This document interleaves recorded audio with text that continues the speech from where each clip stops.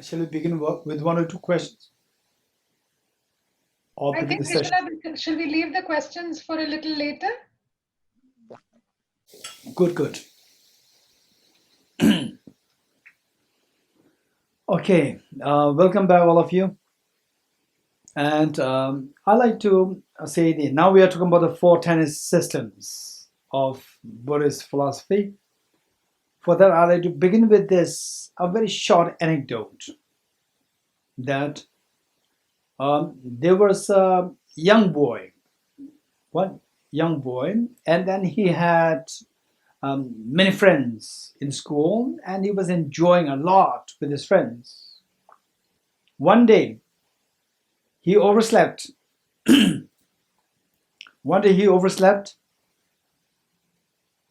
And then he missed the class, or he missed the school that day. And the next day, he went to school to discover that many of his best friends, they were all killed. Okay, anyone who remembers any kind of such stories? Anyone remembers a story or real life story? It happened in Peshawar in Pakistan, many years ago. School shooting happened. Okay, let's say that let us be in this scenario. Let us be in the scenario that we're all dreaming. One part of the dream is that you're enjoying your time with your friends. Part one dream. Then the part two dream is that you have some fights with your friends. And part three, you reconcile, you become even closer. Then four, your closest friends, they died. Okay. And the fifth, you wake up from the sleep. Of the 5 scenarios that I've given to you, tell me, which would you choose? Try to be in that situation yourself. Try to mentally try to be in the situation and tell me which of the situation you like. For example, these are like the scenario partly true, like what I shared about this Peshawar school in Pakistan, and about say when you have a little bit of fights with your friends, later on you become friends. It becomes extremely close friends. This is my personal experience with my friend in school. Two of us, we were like really competing for the top position in the school, in the class, in the exams, two of us. And there's so much of competition between two of us.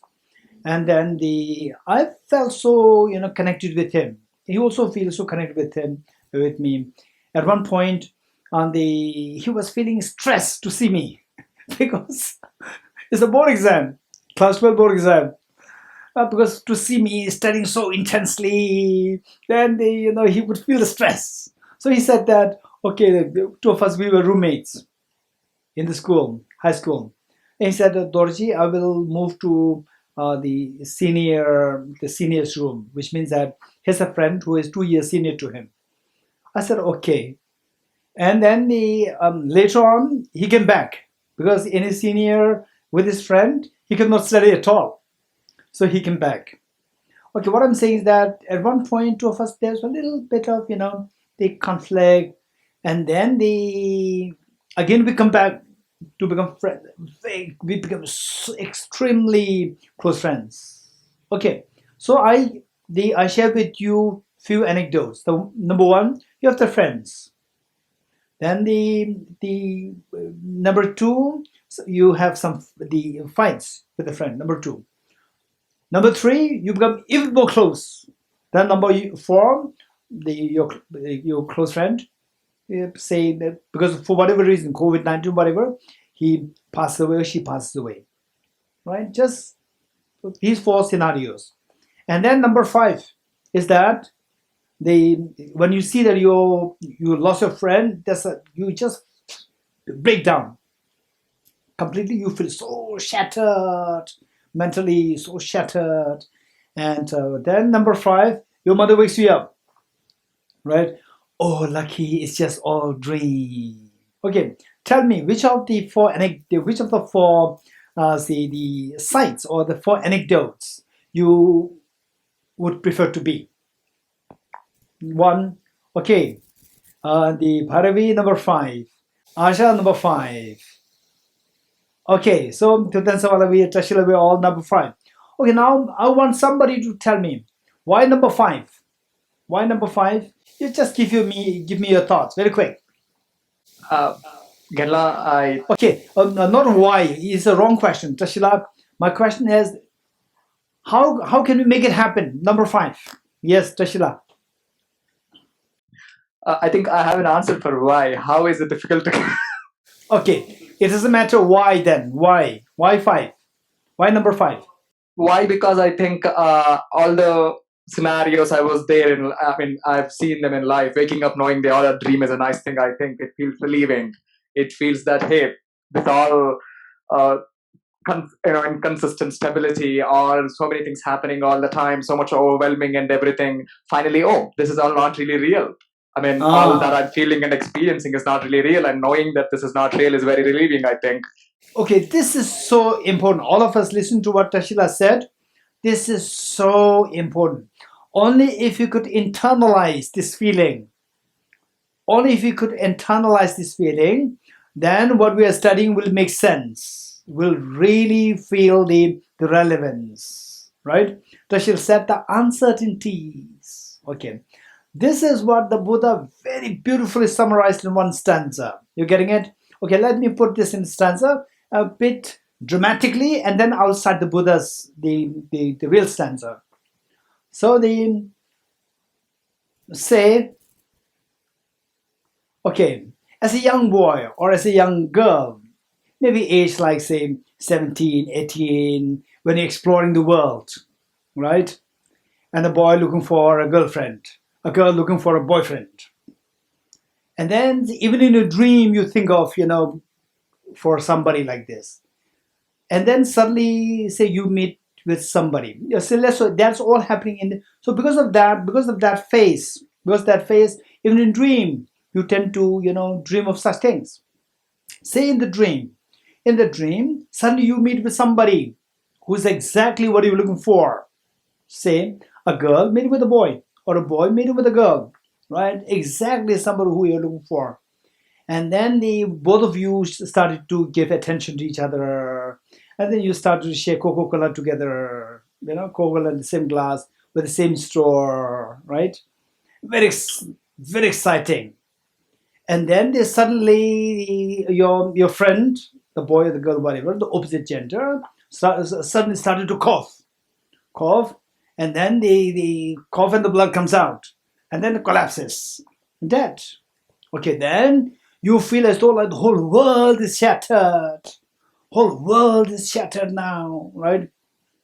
Particularly if you have this, the fantasy, fun for like in few days.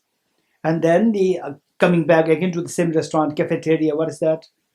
What cafeterias are there? Huh? Starbucks, right?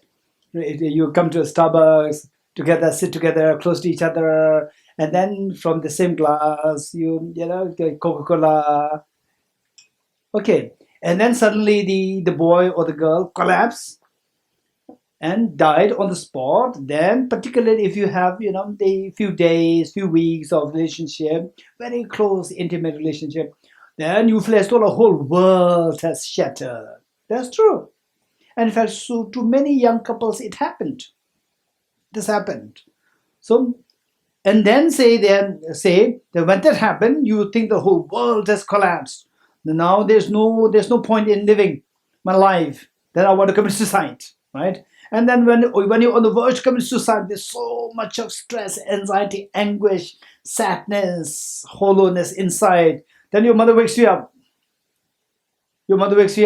Then Wow, what a relief. Meeting with a boy is just a dream. Seeing the death is also a dream. My having to commit suicide is also a dream. Wow, I'm relieved. This is incredible relief, the way Tashila described. You're getting it? So these are things that we have to, what we really go through in our life. Try to just recall them, and then from this, then the question is of these three scenarios: one, the full of excitement; number three, totally shattered; number two, totally shattered; number three, waking up from the dream. You feel so relief. Of the three, no doubt, everybody, if could really imagine this scenario, everybody would go for number three. How many of you agree with me to go choose number three? That's true. That's for sure. It's so painful, particularly somebody you love so much, and this person, you see that the person dies. It's excruciating painful. Okay, for this, the point is you have to wake up. Don't stay in the dream. If you stay in the dream can affect you. Dream can toss you like this, up and down. You wake up, the dream cannot affect you at all. That is the ultimate freedom. Even the pleasant dream, the dream is deceiving you. Unpleasant dream, you don't want it. The pleasant dream deceives you because that is not real. And because of that, then the pain is given rise to. So in both cases, both the dreams, pleasant and unpleasant, you see things as real. In other words, as long as you are in the dream will affect you. Dream will direct you what to do. So you don't have the freedom. The freedom is taken away by the dream. So if you don't want the dream to affect you, come out of the dream. Come out of the dream. So in the dream, you said dream as why you are affected by the dream. Anybody? Why you are affected in the dream? What's the reason that you are affected by the dream? And what's the reason that you are free from being affected by the dream when you wake up? The first question is why you are affected in the dream. Anybody? Anybody? Raise hands. Okay. Rachana? Yes?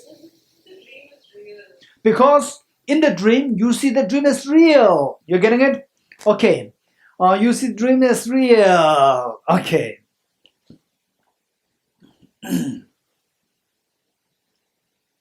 Okay, what is in my left hand? Red flower. You agree with me? Red flower. If you agree, just nod your head. What is my left hand? Nothing is there. Good. Okay, just imagine a blue flower in my left hand. A red flower in my left hand and the imaginary blue flower in my right hand. You getting it? Okay, somebody tell me what is the difference between these two very quick. Somebody, very quickly tell me what's the difference between these two. The red flower in my left hand and the imaginary blue flower in my right hand. What's the difference? Anybody, very quick. There are so many differences. You can just pick anything. You can say anything that comes to your mind. Anybody? Just raise hands, very quick. One is real, the other is imaginary. Okay, yes, admin BALM, yes. One is real and the other is not real. Very good, thank you. And then the Preeti, yes. I think you see the blue flower, we don't. Okay, the blue flower, even I don't see this. I asked you to imagine it.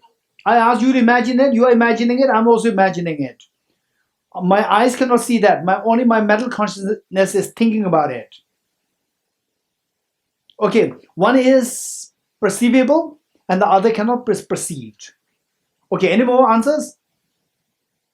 Any more answers? Anybody? One is red, one is blue, Geshela.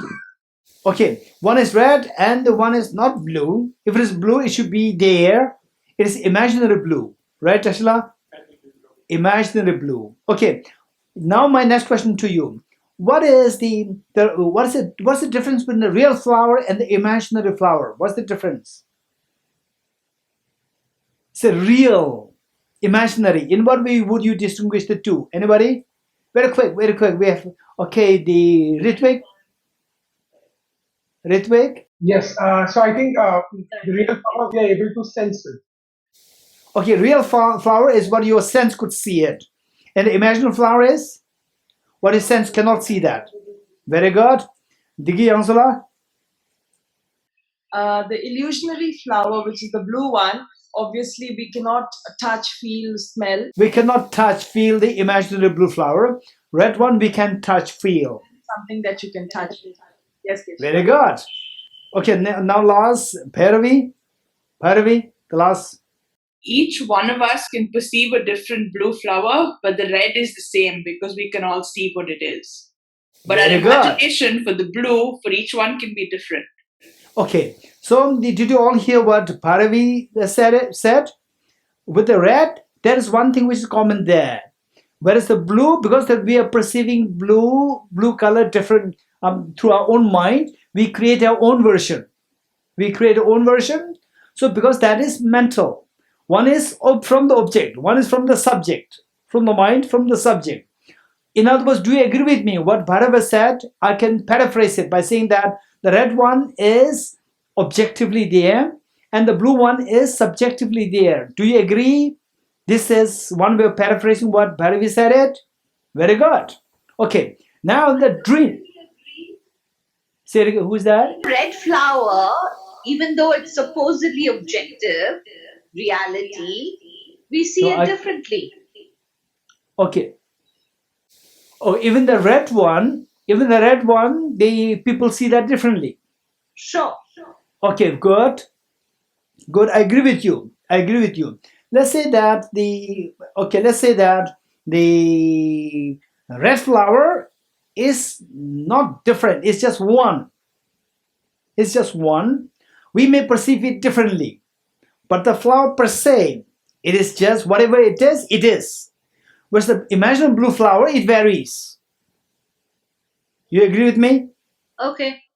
Okay, if you agree with me, good. Then we all agree. If you're all in consensus, then the red flower is in a way, it's what we call as from the object. And the imaginary blue flower is all coming from a subject. Do you agree with me or not? If you agree with me, my next question. Okay, only if you agree with me, I'll take you to the next question. That is, this flower and the dream flower. What's the difference? Same. This flower is object, from the object, and the dream flower is the subjective. You agree? Okay, good. If you agree, then our job is to come out of the dream. So the dream will not affect us. You getting it? Dream will not affect us. This is our job. What is unique thing about the dream? The dream is subjective. It's not objective. So in other words, how to come out of the dream is to see that everything is like a dream. Okay, tell me, when do you see the dream as dream? When do you see the dream as dream? In the dream or outside the dream? Anybody? Wake up, Geshe. When we wake Very up. good. When you see the dream as dream, it's only when you wake up. Right? When you see the dream as real, in the dream or outside the dream. When you see the dream as real, inside the dream or outside the dream? Inside the dream. Inside the dream. Very good. Okay. Right? Okay. So to come out of the dream means you have to realize the dream as dream. Because you realize dream as dream only when you are out of the dream. When you're out of the dream, you are not affected by. When are you affected by the dream? In the dream or outside the dream? Huh? In the dream, you are affected. Okay. So say the Sanjana, say the dream person who you love so much, right? The dream person affects you worse way in the dream or outside the dream. In the dream. It affects you worse, more badly in the dream, right? Okay. So overall speaking, the dream affects us when we are in the dream, but we are less effective, say, for the smart people, or smart people meaning who are, say who are not so emotional. Maybe Sanjana may be more emotional, right? Okay, if you're really emotional, then dreams can continue to affect you even after your dream. Oh, I lost this. This happened to me in the dream. But generally speaking, oh, that is just dream, right?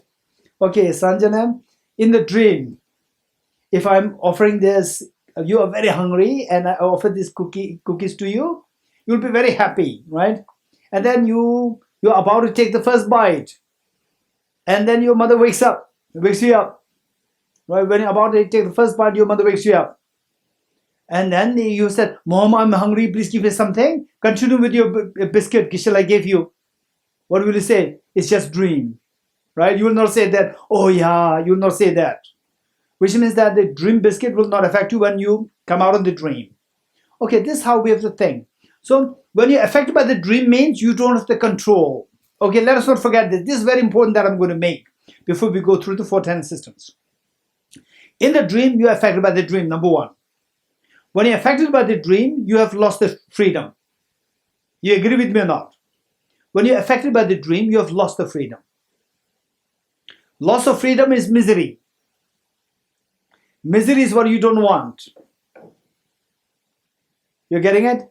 So therefore, if you don't want the misery, you should not lose your freedom.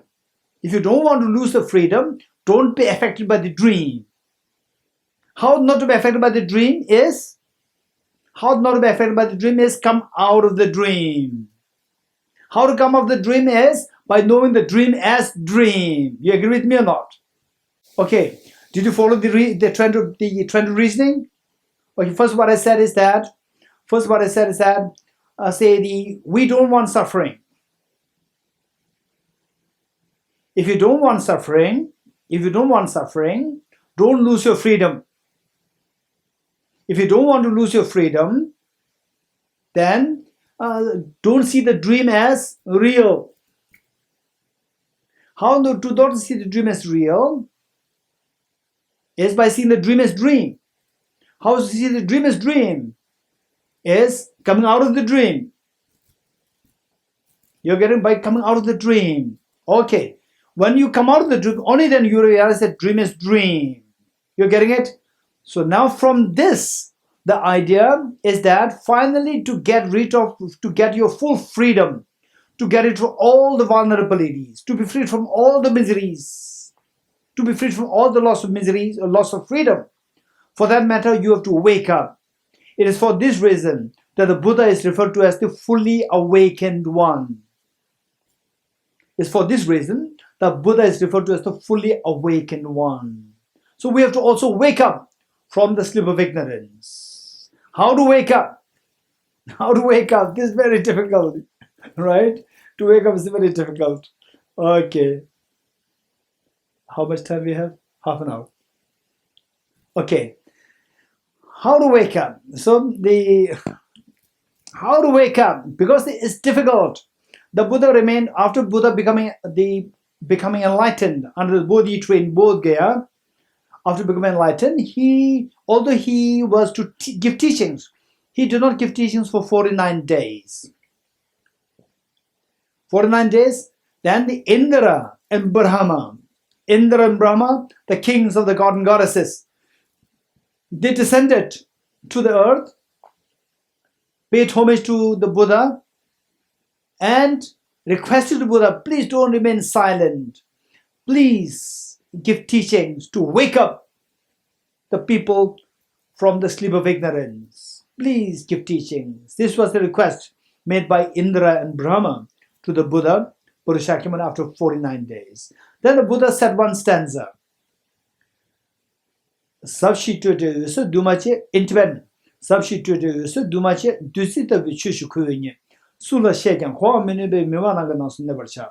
the meaning is that profound, peaceful, elaboration, non-composite, clear light. Such a nectar-like dharma, the reality is what I've discovered. Finding no one who can fathom this teaching In silence, I will return to the words. In silence, I will return to the words. This is what the Buddha said. Then the Indra and Brahma, they made more requests to the Buddha by making prostrations to Buddha. And finally, the Buddha headed towards Sarnath and started to give the teachings. Okay, so there, why the Buddha remained silent was that waking up, this is our dharma. Wake up from the sleep of ignorance.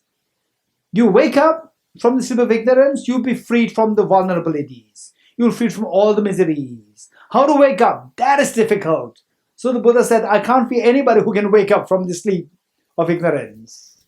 Okay, so this is because the Buddha was constantly requested, besieged by the Indra and Brahma to give teachings. So finally the Buddha accepted, and then the Buddha taught how to wake up in 4 steps. Step 1, step 2, step 3, step 4. So these 4 steps came to be known as the 4 tenet systems of the Buddhist philosophy. You're getting it? Okay.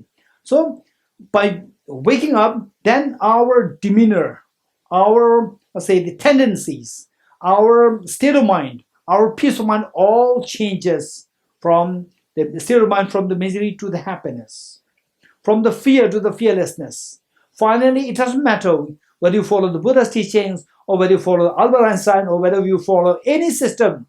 If your fear is gone, if you become infinitely compassionate, if you become totally fearless and totally with the infinite happiness, embracing all other beings, that is what you are seeking. So with this, how to wake up from the sleep of ignorance. Okay, the 4 schools. 4 schools, first I will just enumerate what they are, and then I will give you the gist of these, the thoughts, how to wake up from this. The 4 schools, Vaibhashika. Okay, the first one is Vaibhashika. Number 2 is Sautrantika. Okay, these are technical terms, it doesn't matter. You just note it down, and I'll give you the gist of, their philosophical views, how to wake up. Waking up from the sleep of ignorance, it differs from amongst these 4 schools. The first one is Vaibhashika, Vaibhashika, Vaibhashika. Number 1, Vaibhashika. Number 2 is Sautrantika, Sautrantika, Sautrantika. Number 2. Number 3, Chittamatra, Chittamatra, Chittamatra. Then number 4, Madhyamika,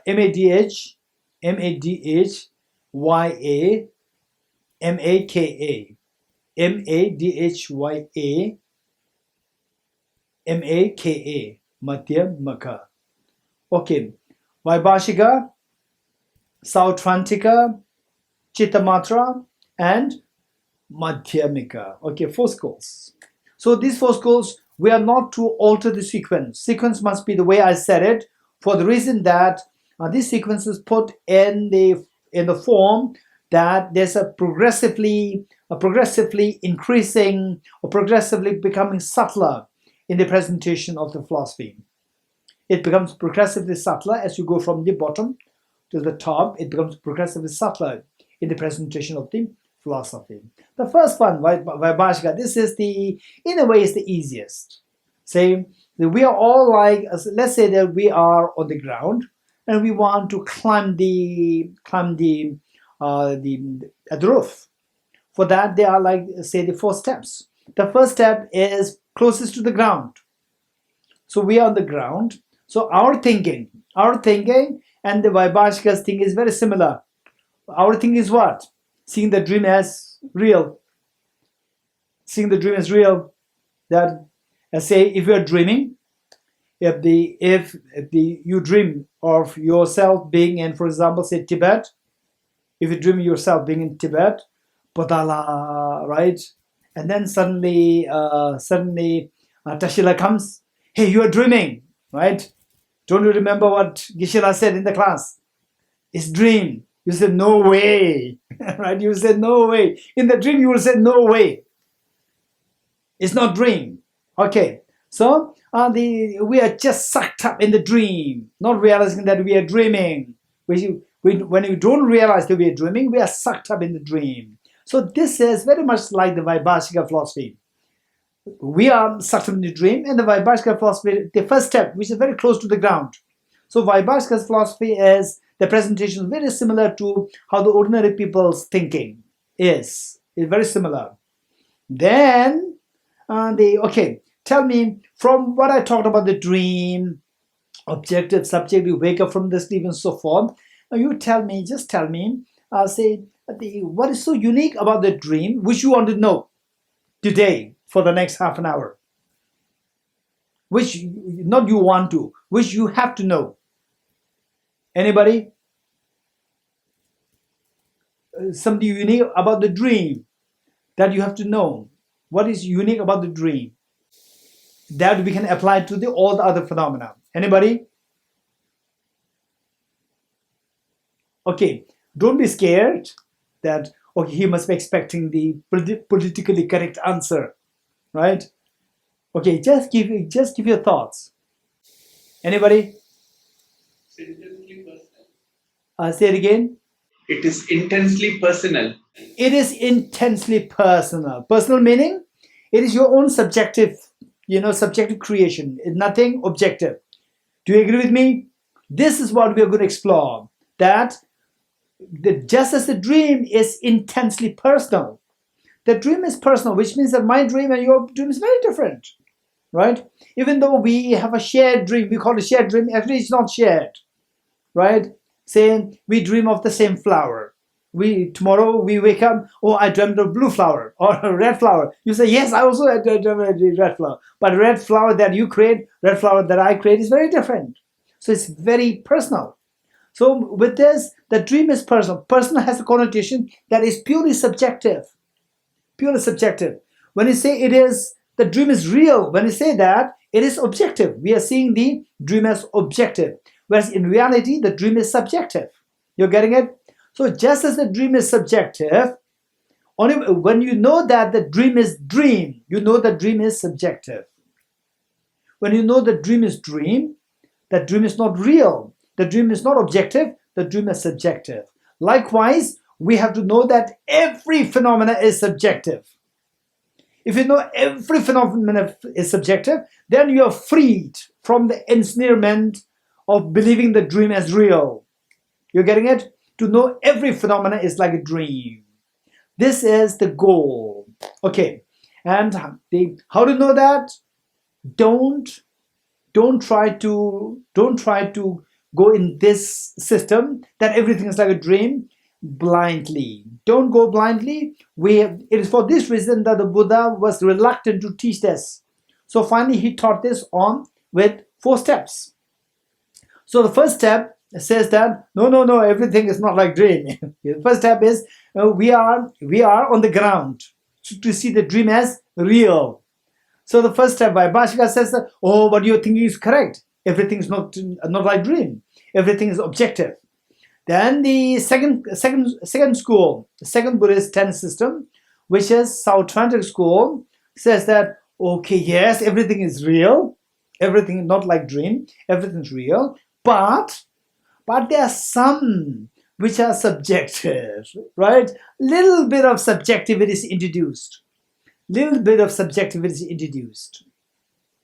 Okay, say in the school.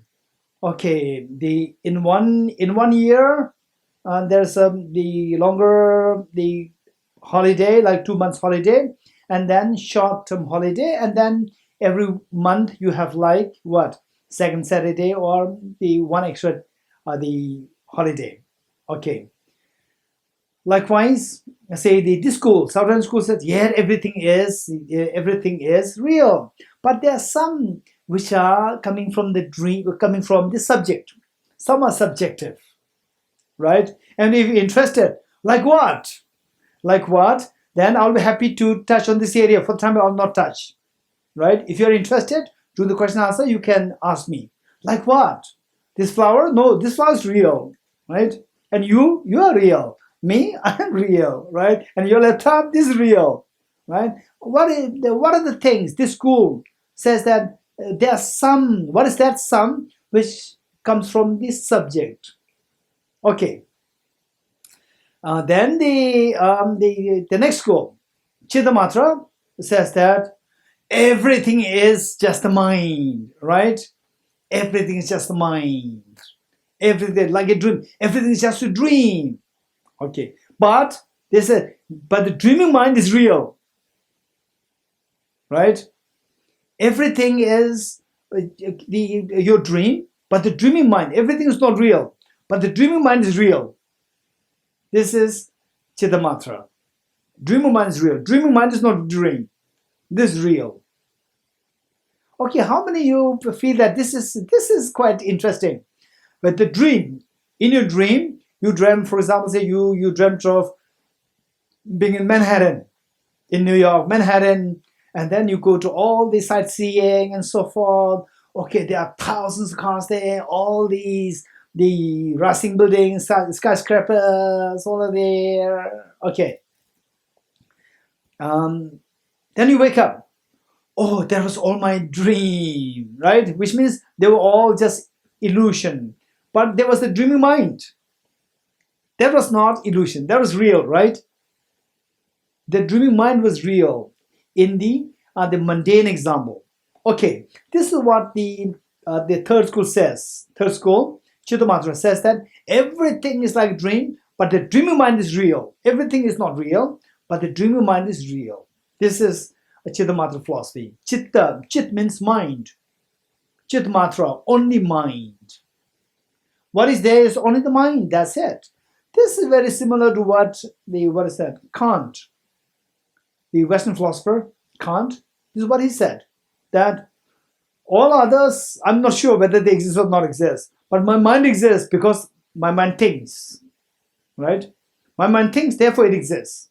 Others, I'm not sure. This pillar, the screen, all this, I'm not sure. The laptop, I'm not sure whether they exist. But my mind exists because my mind thinks. This is what he said. This is very similar to Chittamatra philosophy. Then the last one, Madhyamika. Madhyamika philosophy. Madhyamika, within Madhyamika, there are two. Okay, first let me say Madhyamika. Madhyamika says that everything, including the mind, is not real. Everything, including the mind, is not real. Right? So there's nothing which is 100% objective. There's nothing, including the mind, there's nothing which exists as 100% objective. This is what the Madhyamika says. Within the Madhyamika, then there are two schools. Within Madhyamika, there's two schools. The lower one, which is Sava Tantrika Madhyamika. Sava, S-V-A-T-A-N-T-R-I, Sava Tantrika Madhyamika. One school. And the other one is Prasangik Madhyamika. Prasangik, P-R-A-S-A-N-G-I-K-A. Prasangik Madhyamika. Two schools. And these two schools, very interesting. Both say that there's nothing which exists 100% objective. Then the Svatana Madhyamika, which low one, says that yes, there's no 100%, there's nothing which is 100%, there's something 50%. So this school says that 50% from the object, 50% from the subject. Svatandra Madhyamika. Whereas the Prasanga Madhyamika says no, nothing, there's no degree of objectivity there. There's not even 1% of objective existence from anywhere. Everything is a mere mental construct, mental destination. There's nothing from the object. Okay, so from this we see that there's the progression happening. The first school, Vaibhashika says that, oh, everything is real, this one. Then the next says that, oh yeah, things are real, but there are some which are not real. Then the next says, yes, everything is, except for the mind, everything is not real. The mind exists truly. Except for the mind, everything is not real. Then the next one says that, Yes, even the mind does not exist truly, but there's a little bit of objectivity there. Everything, there's 50% from the object, 50% from the subject. There's nothing which exists as 100% from the object. Then the last school says that there's no degree of objectivity there. Everything's pure. They come from the mind. Pure. Even the mind comes from the mind. Okay. So from this we see that there's a progression in the waking up from the sleep. There's a progression. Waking up from the sleep means to know the dream as dream. So from the Vaibhashika to the Sautrantika to the Chittamatra to the Madhyamika, within Madhyamika, Svatana Madhyamika to Prasangika, we see that it is progressively waking up more. You're getting it? Progressively it is waking up more. Then to be the same, and the first one, the first school, of course, and that you are not free from the external objects, because you believe the external objects as dream, as real, which is that you are sucked up in the dream. You are affected by the dream. Then the second one says that there are some which are like dream, but there are others are real. So therefore others continue to, you are sucked up in the other half. Right? Sucked up in the dream of the other half. Then the third one, Chittamatra, says that everything is like dream, but except for your mind. So you are sucked up in the mind. You are not free from the mind. Then the other school, the Svatana Madhyamika, they said 50% from the object, 50% from the subject. So 50% sucked up, 50% gets stuck in the dream. Then finally 100% from the subject. Then you're totally freed. This is known as nirvana. Total freedom. This is a real nirvana. So if you are to really understand the concept of nirvana, nirvana means freedom, liberation, total liberation. We have to understand these four schools. And from the four schools, particularly the last school, which is the Prasangika school, Prasangika Madhyamika school. Only if you understand this, you will be liberated fully. Okay. And then in this connection, I'd like to talk a little bit about, before I open the session for question answers, I'd like to touch this area a little bit. Finally, we see that how we began this presentation was that we are seeking two things. One, that, okay, for example, let's say COVID-19, I'm scared of it, right? No, let's go to what? Let's go to CP. Okay, those of you from Delhi, you will say that, yeah, let's go to CP. Oh, no. Then let's go to India Gate in Mumbai. No, I'm scared. No, let's go for a walk on the beach. No. We're scared. There's a fear there. I want to be free from fear. I want to experience fearlessness. How many agree with me? How many of you want the fearlessness? Very good. This is across the board of humanity. Everyone. It's not about religion. It's not about ethnicity. It's not about gender. Everybody wants to be freed from the fears. Number one. This is number one. This is one thing that we are seeking. Number two thing that we're seeking is that even though there's no fear, but sometimes I feel bored, right? How many of you feel bored sometimes, right? Okay, I have to sit in the house all the time, locked down. I feel so bored. How many feel bored sometimes, right? Okay, you want fun, you want happiness. There's no fear there. There's no fear when you're in your house, but it's very boring, right? It's very boring to be like this all the time. So you want some kind of excitement, happiness. So what degree of happiness do you want? If possible, 100% happiness. Raise hands. If possible, 100% happiness. All. So therefore, two goals across the board of the humanity. That you want to be free, that you want to have the fearlessness. Number two, you want to have the infinite happiness. This is what we are seeking. It's not about the gender. It's not about ethnicity. It's not about religion.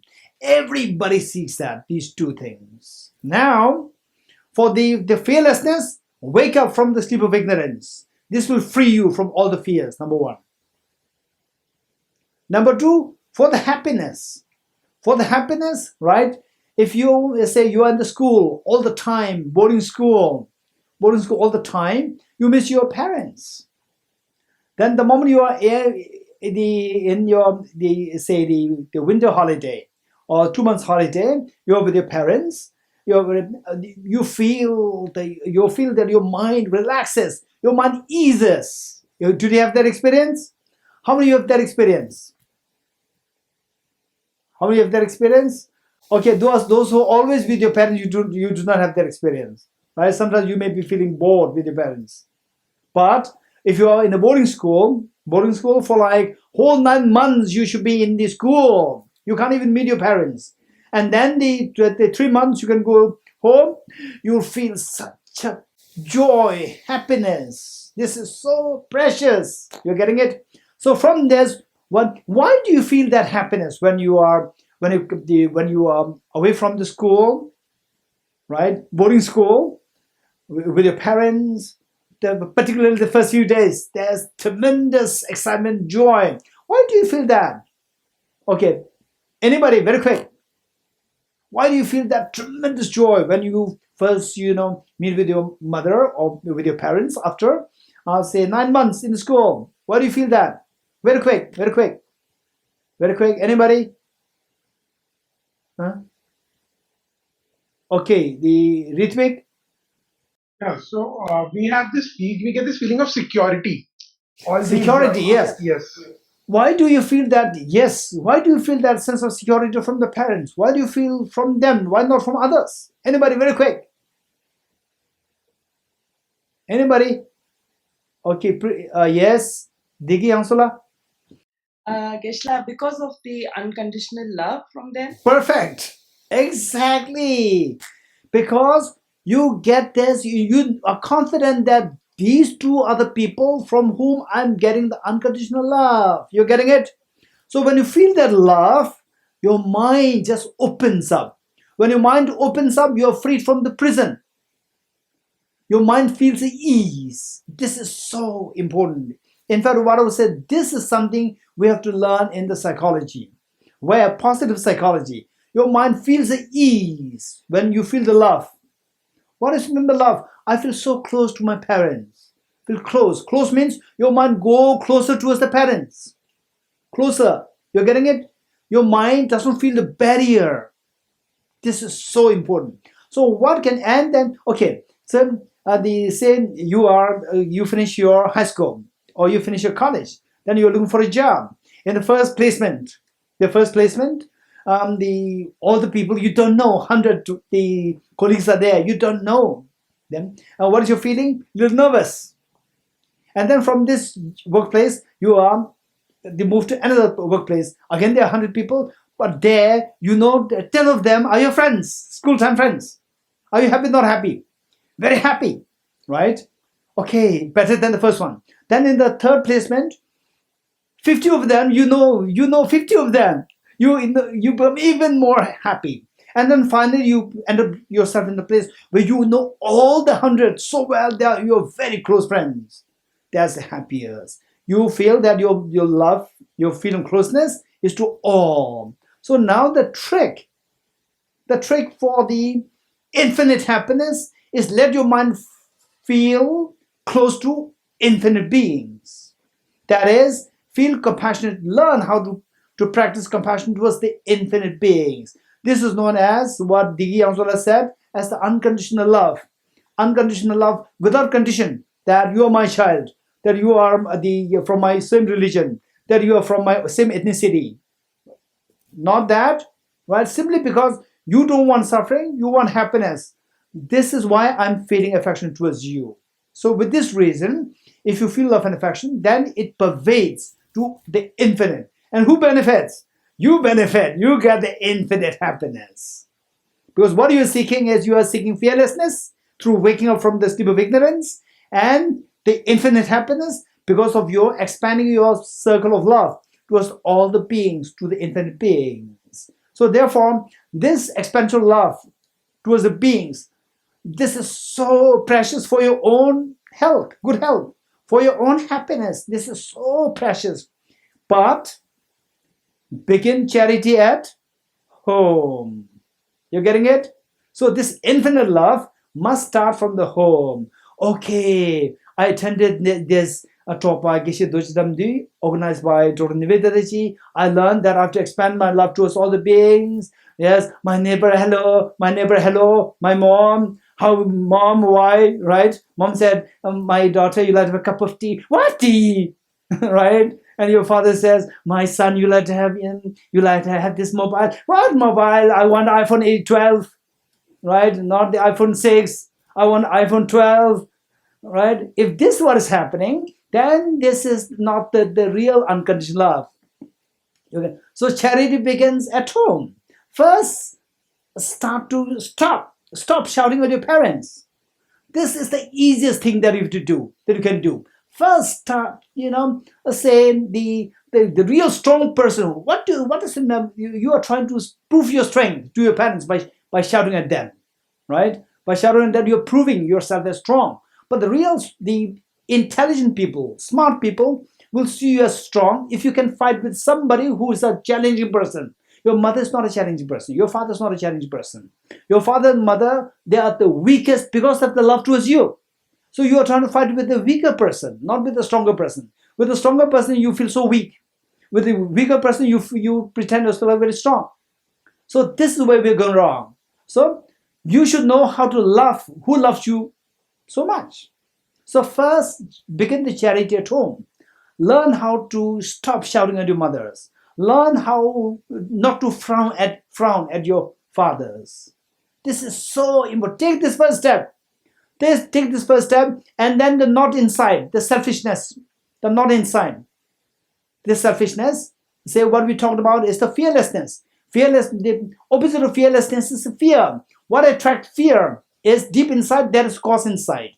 What attracts fear is living in the dream, living in the ignorance of dream. Seeing the dream as real. This is the ignorance inside. That is responsible for your fears. Then the no infinite happiness. That you don't feel the genuine happiness because of one factor inside. That is selfishness.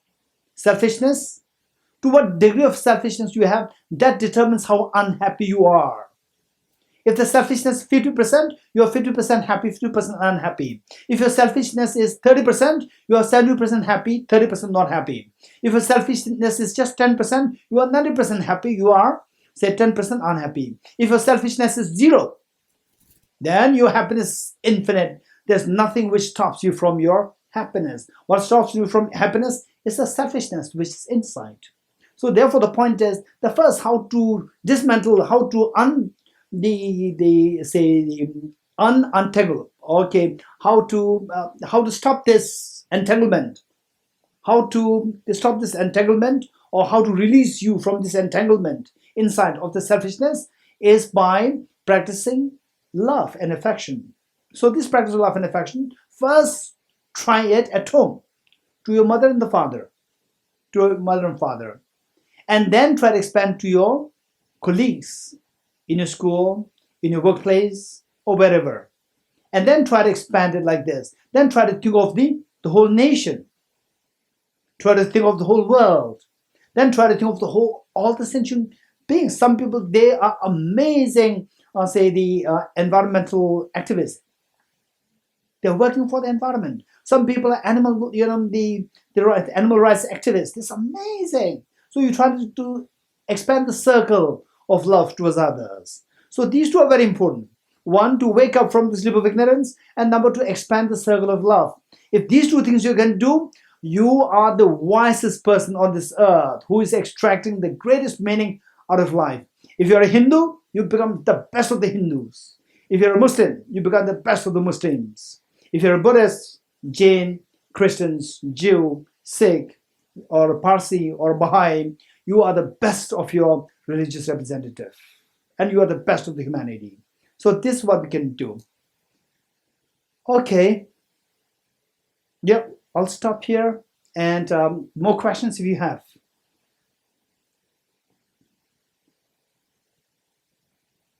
Any questions? Yes. Yeah. Is it necessary to see yourself as a Hindu, a Parsi, a Christian? Is even that anchoring essential for love? Okay, this is a good question. This is a good question. Let us say that there are two things. There are two things. One is the objectivity, and the other is the subjectivity. Objectivity and the subjectivity.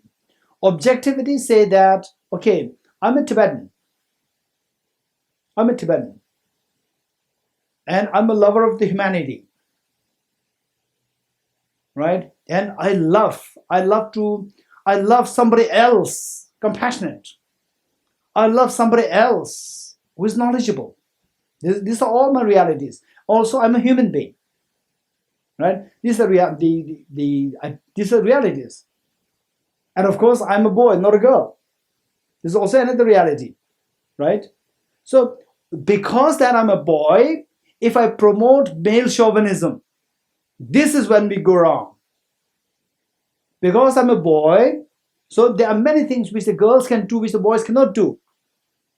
I have to depend on the girls. There are many things which the boys can do, the girls cannot do. So the brothers, sisters can help the sisters, sisters can help the brothers, knowing that the other side, they have the limitations.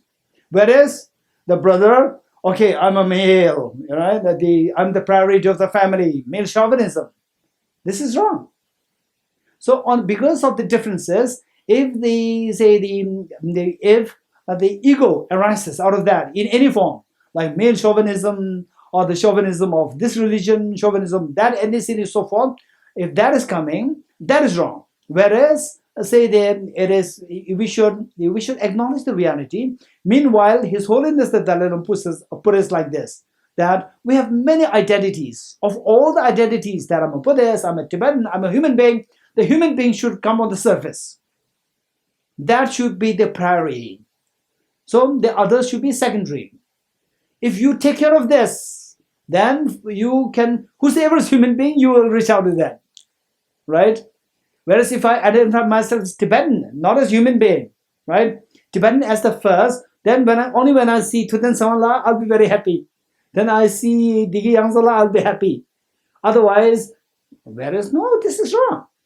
This is, I'm imprisoning myself. I'm imprisoning myself.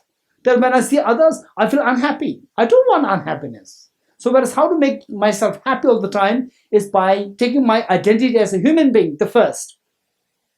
I'm a human being. Then I see anybody who's a human being, I'll feel a feeling of love and affection.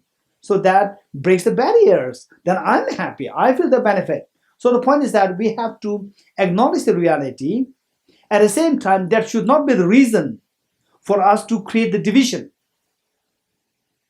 So that thing, the creating division, that is the poison. For whatever reason, if you take Buddhism as a reason for the create division, Buddhism becomes poison. Likewise, any religion, likewise, the ethnicity, likewise for any other reason that you create a division, that becomes a poison. The differences per se should not be a reason for our divisions. For the divisions, we need something else. My group is superior. My group is special. My group is the chosen one. This is a problem creator. We're all same, right? We're all same. Okay, the Bhairavi. So you spoke about unconditional love and our common shared humanity, right? And to kind of expand that. Now, when we look at people who maybe act out of pain, with violence, with different kinds of threat, how do we show them compassion? And if this has happened to some of us in our own lives, right? If we've been hurt, how do we kind of work towards that for forgiveness within ourselves so that we can be better? And then what does that look like for the other person? So one is in general, and two is within us. Wonderful. Thank you. This is a very good question. Very practical question. Say, first, the best teacher to teach somebody, you are in a way a teacher. The best teacher is who exemplifies what you teach. Walk the path. Somebody who walks the path, that is the best teacher. So for that matter, first we have to practice ourselves, this love and affection. We have to practice it ourselves, and then you feel the benefit, and then you go out, right? Okay, your friend goes to meet that officer, and the officer the declines, rejects, and you go there. The officer mellows down, right? Mellows down, seeing Bhairavi, just the presence of Bhairavi. The officer mellows down. The Bhairavi just talks few lines, right? And the officer mellows down, and then you come with your mission accomplished. And the other person said that, no way, right? Yeah, it is accomplished, right? What's the difference? Because even this person who has the power, he or she could feel your love and affection. When that is felt, there's nothing which the love and the compassion cannot conquer. Compassion conquers everything. Even the most tough, cruel, rude person can be conquered by the love and affection. If you meet, talk, spend some time, that person will be conquered by love and affection, right? So the person will feel tempered, say the tempered, and the person will feel that feel your love and affection. And when this love and affection is felt, this barrier dissolves. Then everything is possible with love and affection. Yeah, this is how we have to exemplify. Then the next question is, once you exemplify that, then how to say, simply by remaining as a very kind person at home, affecting your family members. Once you are transformed, then go out. Go out. The goal should not remain underground. The goal must come out to glow, right? You must come out to glow your love and affection, to spread this love and affection more. So therefore, I oftentimes describe the Dr. Nivedita Ji is the angel of love and affection, because she brings all the people like you into this teaching of compassion, teaching of the wisdom. So this is what is required. We all can do it in our own capacity to spread this message of love and affection. First within ourselves, then to your family, then to your colleagues, right? In fact, one example that I like to share with you is that there was a very senior, I think a bureaucrat, a lady, fixed an appointment to meet me in the office. And then they just meeting the lady and her profile, and then listen to her. I got a feeling that there's no way by which she can come to know about Tibet House. And out of curiosity, I asked her, "What brought you here? How did you come to know about Tibet House?" From your profile, I could see that there's no way by which there's some bridge or yeah. Then she said something very interesting. She said that I have a neighbor. There's one lady. She said that there's a lady neighbor, and who every time I see this girl, she is so happy, gentle, tender, and herself. She knows that she is upset, restless. There's a contrast there. I could see this contrast. I was so curious. How come that this lady is so happy all the time, so calm, composed, grounded? How come? So then she once took the opportunity, took the chance to meet her.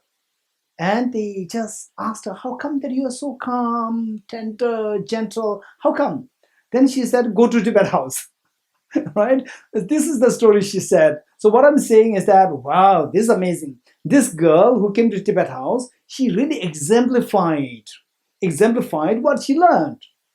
And so she exemplified in all her demeanors, in all our actions, that other people, even the outsiders, they see her, they see that there's something there which helped her to be transformed person.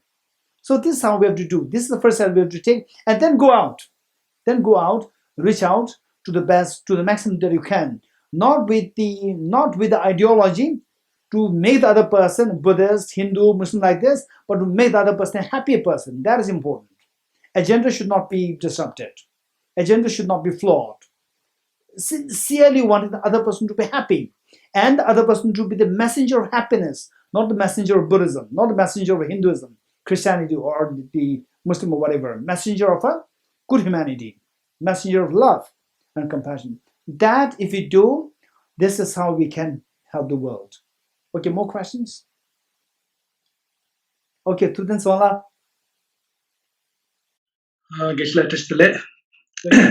So yeah, so every time we start with a conversation that that we want happiness and don't want suffering, right? But as we go reading a lot and then slowly progress about the reading, but I think that we need more contemplation and practice, which we are lacking. But at one point it says happiness is also not an ultimate goal, and also enlightenment is not also an ultimate goal. At one point, you have to even renounce the path that you are following. So I was a little perplexed how that could be, what situation that could be to realize that. Of course, but that's okay. Thank you so much, Tudin Sola. In fact, particularly the newcomers, we're all very fortunate to hear this question, because this is quite a sophisticated question, saying finally we need to even discard this happiness, right, as a goal. So even this happiness is not a goal. While on the other side, we are talking about the seeking infinite happiness. So how to reconcile the two ideas? This question. Okay, let us then given that we already discussed about the today's class. Now, if I retrieve, if I recall what we discussed earlier, then you will get the idea in full form. So what we discussed is about this young girl dreaming of meeting with a boy. So much excitement, and dreaming of the death of the boy, which brought such it shattered her life. It really made her the breakdown, and she really felt so shattered, just to the extent of committing suicide. So these two things. Okay, one is the height of excitement, and the other one is the height of the gloominess. Two. Now you wake up. You are freed from both height of excitement, and you are freed from the gloominess also. So that is the meaning. Wake up from the sleep of ignorance. You are freed from the dream happiness and the dream suffering. This is the meaning of transcend the likes and the dislikes. Transcend the happiness, right? In fact, when you transcend the dream happiness, you get the transcendental happiness. This is the what is referred to. Yes. Are you good? Any more questions? I'm sure there are many questions. Any more questions? Or Pallavi, you want? Namaste, Tisla. Who is that? Aramya here. Okay, Aramya. My video is not working properly. So my question is, how do we practice detachment? Basically living a normal life without renunciating our duties.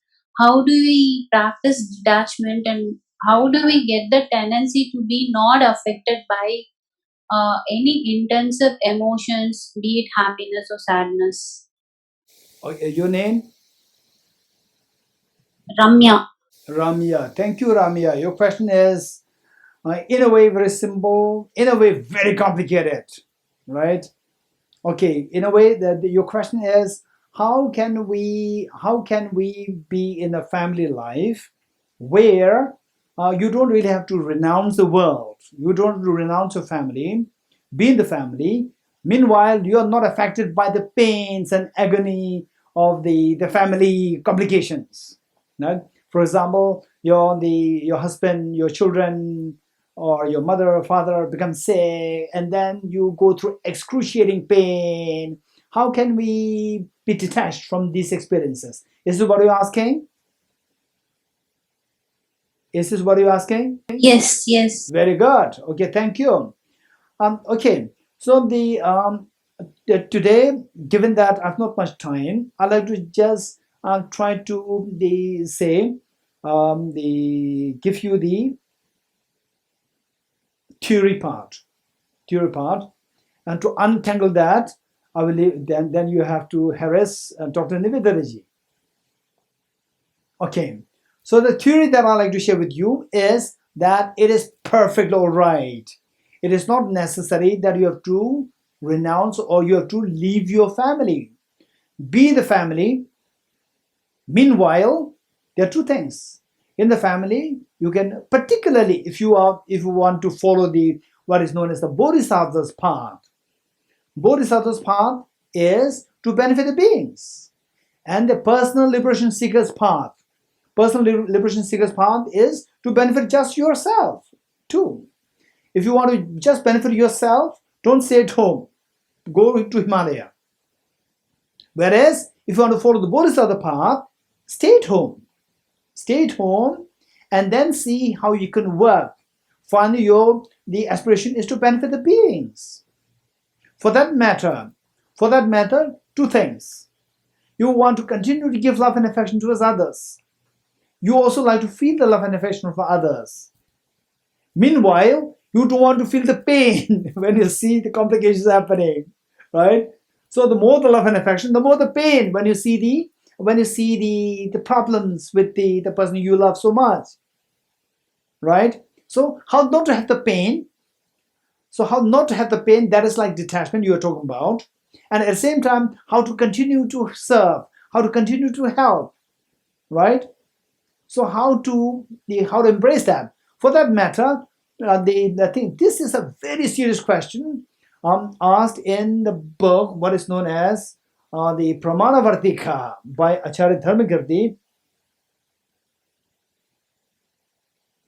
Yes. So okay, so you are bound to hear about the quotes from these books, like the Pramanavartika and so forth, from Dr. Nivedanaji's teaching, and then at one point you may feel like, oh, what would that book like? What would that book, what is that? How does it look like? So this book, Pramanavartika, there are 4 chapters, and this is the translation of only the second chapter. The second chapter is so relevant to the psychology, to the philosophy, and all these teachings which Dr. Nivedanaji is going to teach you. They are all somehow related, very closely related to the subject matter in the Pramanavartika. So in Pramanavartika, all these debates were being taken up. That how if there's a tremendous love and affection, if you promote love and affection, correspondingly there is the increase in your the pains related to the people to whom you love. So these two are like directly proportional, right? Increase in love and affection, then when something wrong happens to the other side, your pain also increases. And when the pain decreases, your love also decreases. So these two are seen as directly proportional to each other. But this teaching of waking up from the sleep of ignorance and extending the unconditional love, these two will solve this problem, that these two are not directly proportional. These two are directly proportional to the ordinary beings who do not, if you do not resort to these two methods, the waking up from the sleep of ignorance and the unconditional love. If you don't resort to these two methods, then you are in the trap.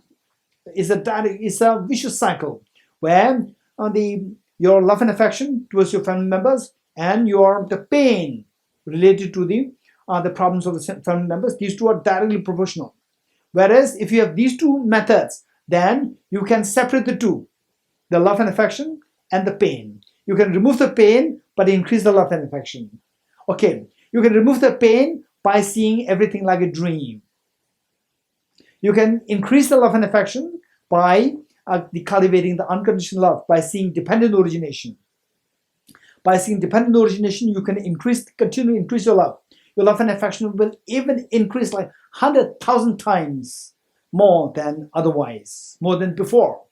Whereas this pain may not accompany that. You can remove the pain by practicing the dreamlike nature of all phenomena. So this is a very important point.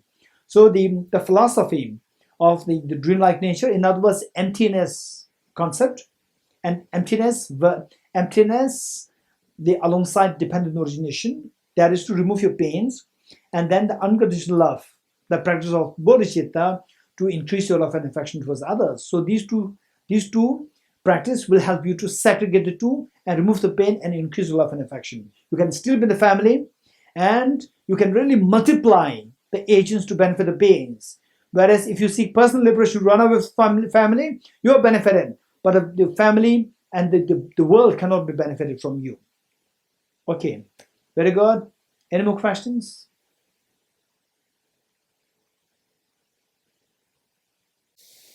Okay, any more questions? Okay, if not, yeah, we'll stop here. The Dr. Nivedadaji, is there any written questions? Sorry, Geshe-la? Is there any written questions, chats? No, not yet, Geshe-la. But Okay, I'm sure many questions will come up. We are also not letting you go we'll be seeing you in a few weeks so we can harass you again. Okay. Yeah. So the Dr. Nivedadaji, thank you so much. No, but Geshe-la, right now there are no written questions. Okay. Huh? Geshe-la, thank you very much for being here, for being part of the teachings. Also, immense gratitude, Geshe-la, to the whole team at Tibet House and Viji, who've been doing a lot of logistics and organizing. Immense gratitude to the entire team back at Tibet House.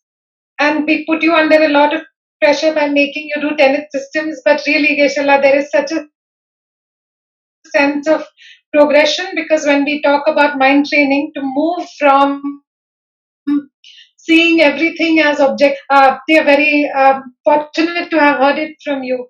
So thank you very much for being with us, Geshe-la. Welcome, welcome. Thank you so much, Dr. Nivedadaji, and each and every one of Dr. Nivedadaji's students and the Bhavishaji, all the team, and the Viji, right? Yes, Viji. Yeah, the whole team. Thank you so much. And each and every one of the students of Dr. Nivedadaji, thank you so much. It's so good to meet each one of you. And I really get the opportunity to meet each one of you in person in Mumbai. But this time, because of the COVID, it's unfortunate on my part. Okay, Madhuriji, thank you so much. And then thank you. Dr. Nivedadaji, thank you so much. And continue to produce more angels of compassion. Yeah, thank you.